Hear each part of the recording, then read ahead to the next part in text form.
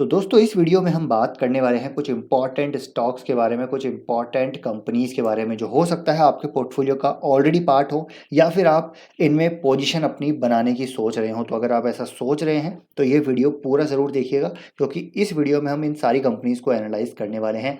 और हाल ही में देखिए इनके Q4 के रिजल्ट भी अनाउंस हुए हैं।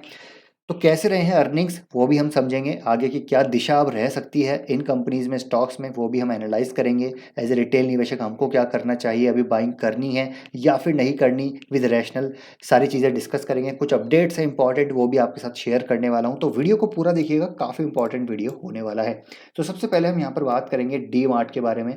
तो डी मार्ट की बात की जाए तो आज देखिए करीब यहाँ पर 3.5-4% के आसपास की हमको गिरावट देखने को मिल रही है। तो गिरावट क्यों है? तो जी हाँ, तो इसके हाल ही में देखिए Q4 के रिजल्ट अनाउंस हुए हैं और रिजल्ट यहाँ पर वीक रहे हैं। तो अगर मैं आपको थोड़ा सा ओवरव्यू व्यू दूँ रिजल्ट का, तो वो देखिए यहाँ per year on year basis पे डेफिनेटली टॉप लाइन में अच्छी ग्रोथ है, अराउंड 20% ग्रोथ हमको देखने को मिल रही है। लेकिन सिक्वेंशियल बेसिस पे यहाँ पर सेल्स गिरती हुई नजर आई है। और मार्जिन्स देखिए ईयर ऑन ईयर बेसिस पे भी डाउन है और सिक्वेंशियल बेसिस पे भी यहाँ पर डाउन है। तो मार्जिन्स यहाँ पर अगेन फिर से एक बार टूटते हुए नजर आए हैं। प्रॉफिट की बात की जाए तो प्रॉफिट में देखिए ईयर ऑन ईयर बेसिस पे मात्र बहुत ही सबड्यूड ग्रोथ है, 6-7% की ग्रोथ है प्रॉफिट में, और सिक्वेंशियल बेसिस में प्रॉफिट काफ़ी डिक्लाइन होता हुआ नजर आया है। तो यहाँ पर जो रिजल्ट है, जो अर्निंग्स है, वो काफ़ी वीक नजर आई है, क्योंकि जो एक्सपेक्टेशंस है डी मार्ट के साथ वो काफ़ी हाई रहती है, क्योंकि ये बहुत ही प्रीमियम वैल्यूशन पे ट्रेड करता है। और ईपीएस में 6-7% की ग्रोथ यहाँ पर डेफिनेटली इसके वैल्यूशन को जस्टिफाई नहीं करती, और इसी वजह से आज 4% की ग्रोथ जो है हमको डिक्लाइन यहाँ पर स्टॉक में देखने को मिली है। हालांकि अच्छी चीज़ ये है कि देखिए इसके स्टोर काउंट, जो स्टोर एडिशन है, वो लगातार यहाँ पर अच्छे हैं। एलएफएल ग्रोथ यहाँ पर अच्छी नज़र आई है, लेकिन स्टिल जो वैल्यूशन है उसको नंबर्स यहाँ पर जस्टिफाई नहीं कर रहे, और इसी वजह से स्टॉक में गिरावट है। तो ये एक रीज़न है गिरावट का। अब दूसरे और कारण है जो मैं आपको थोड़ा चार्ट्स और ग्राफ के थ्रू समझाना चाहूँगा। तो आप देखिए जो एबिटा पर स्क्वायर फीट है, वो 9% से यहाँ पर गिरता हुआ हमको देखने को मिला ईयर ऑन ईयर बेसिस पे।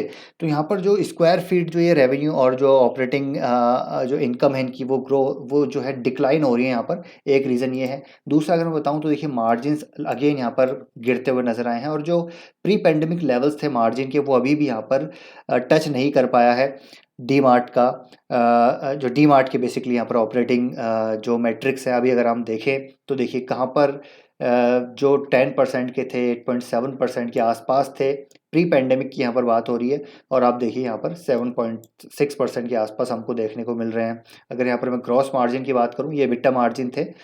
अब मैं ग्रॉस मार्जिन की यहाँ पर अगर बात करूँ तो ग्रॉस मार्जिन देखिए यहाँ पर 15-16% के थे, अभी 13% के हो चुके हैं। तो प्री पेंडेमिक लेवल्स को भी टच नहीं कर पाए मार्जिन, तो ये भी एक दिक्कत है। साथ ही साथ आप देखिए कि यहाँ पर रिटर्न रेशोज जो है वो सेल्स पर स्क्वायर फिट भी यहाँ पर बहुत ज़्यादा यहाँ पर ग्रोथ नहीं दिखा रहे हैं। देखिए सेल्स पर स्क्वायर फिट कहाँ 11 रुपए के आसपास थे, अभी 4 रुपए के आसपास हमको देखने को मिल रहे हैं।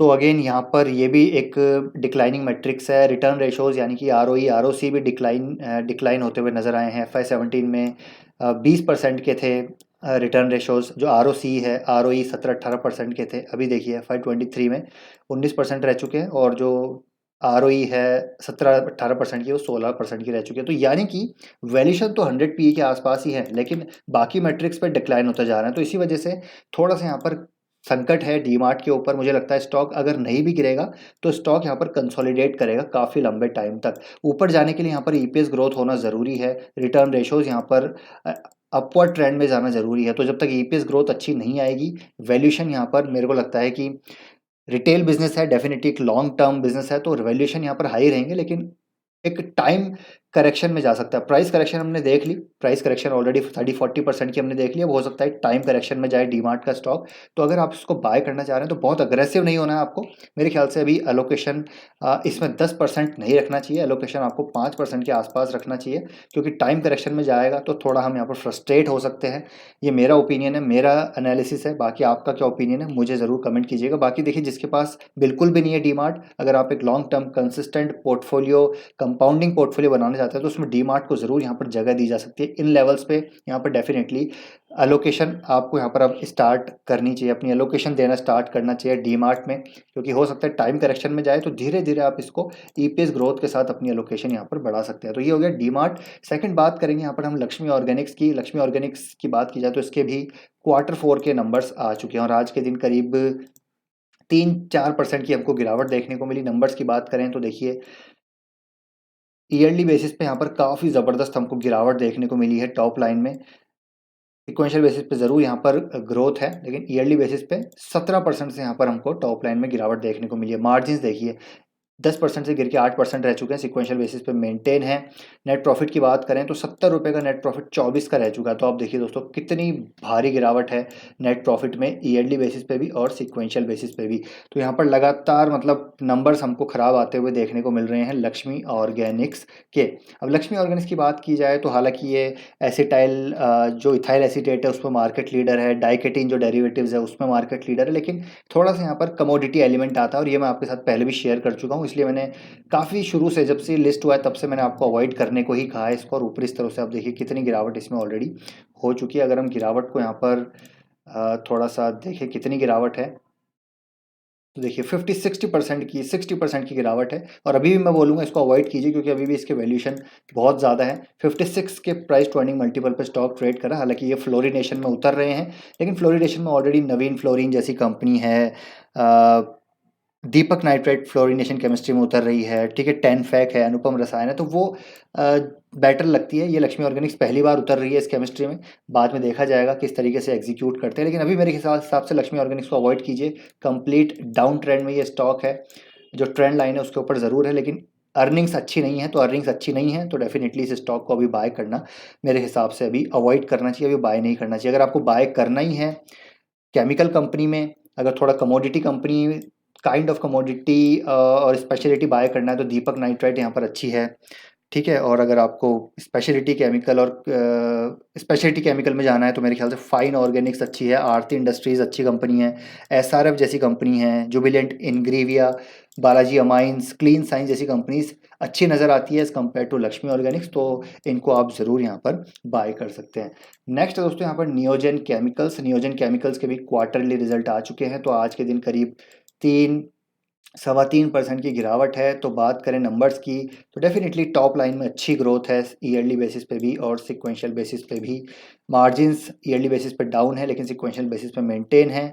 लेकिन ईपीएस यहाँ पर गिरता हुआ नजर आया है ईयरली बेसिस पे भी और क्वार्टरली बेसिस पे भी, यानी कि प्रॉफिट में गिरावट नज़र आई है। जी हाँ, तो प्रॉफिट गिरता हुआ नज़र आ रहा है और इसके जो वैल्यूएशन है वो काफ़ी आई है। 73 के पी पे ट्रेड कर रहा है, हालांकि नीश स्पेशलिटी केमिकल कंपनी है, लेकिन मुझे लगता है अभी थोड़ा सा इसको अभी बाय करने से पहले इसमें थोड़ा सा टाइम देना चाहिए। अभी इसको वॉच लिस्ट में ज़रूर रखिए। वॉच लिस्ट में क्यों रखना है? क्योंकि कंपनी नीश स्पेशलिटी केमिकल कंपनी है, ब्रोमीन केमिस्ट्री में यहाँ पर ये मार्केट लीडर है। साथ ही साथ यहाँ पर जो एक्विजिशन कर रही है कंपनी, अभी हाल ही में बुली केमिकल्स का एक्विजिशन इन्होंने किया है और MUIS जो एक कॉरपोरेशन है उसके साथ टेक्नोलॉजी लाइसेंसिंग एग्रीमेंट इन्होंने किया है, ठीक है। वो एक शानदार इनके लिए भविष्य में ग्रोथ ड्राइवर्स हो सकते हैं, जहाँ पर ये लिथिएशन केमिस्ट्री में उतर रहे हैं बुली केमिकल्स के थ्रू और यहाँ पर इलेक्ट्रोलाइट्स में उतर रहे हैं इस टेक्नोलॉजी पार्टनरशिप के थ्रू। तो ये कंपनी देखिए मेरे को लगता है भविष्य में काफ़ी अच्छा करेगी, लेकिन at this point of time जो इसके वैल्यूशन है बहुत ज़्यादा है और जो इसके कैश फ्लो है वो अभी भी इतने बेहतर नज़र नहीं आते। आप देखिए कंपनी कैश फ्लो जनरेट नहीं कर पा रही है,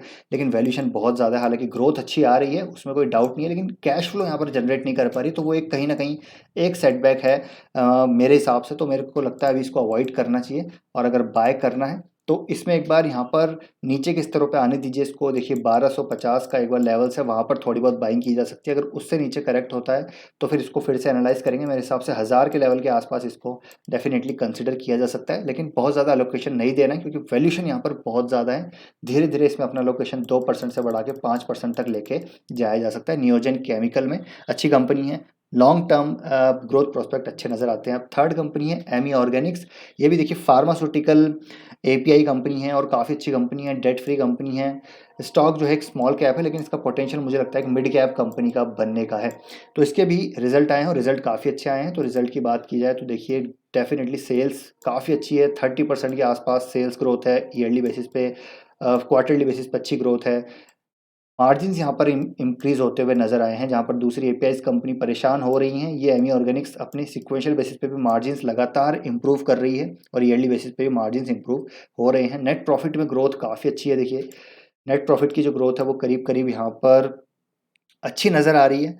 30% के आसपास की ग्रोथ यहाँ पर नज़र आ रही है और सिक्वेंशियल बेसिस पे भी ग्रोथ नज़र आ रही है। तो ओवरऑल अच्छे नंबर्स हैं, लेकिन अगेन इसी के साथ इश्यू है कि इसका कैश फ्लो स्टेटमेंट देखा जाए तो वो अच्छा नज़र नहीं आ रहा है। साथ ही साथ यहाँ पर डेटर डेज बढ़ते हुए जा रहे हैं, वर्किंग कैपिटल बढ़ती हुई जा रही है, तो वो भी एक इशू है। कैश कन्वर्जन साइकिल यहाँ पर बढ़ती हुई नज़र आ रही है। तो यहाँ पर थोड़े से रेशोज़ में मेरे को दिक्कत नज़र आ रही है। बाकी कंपनी फंडामेंटली अच्छी है, अर्निंग्स ग्रोथ यहाँ पर आ रही है।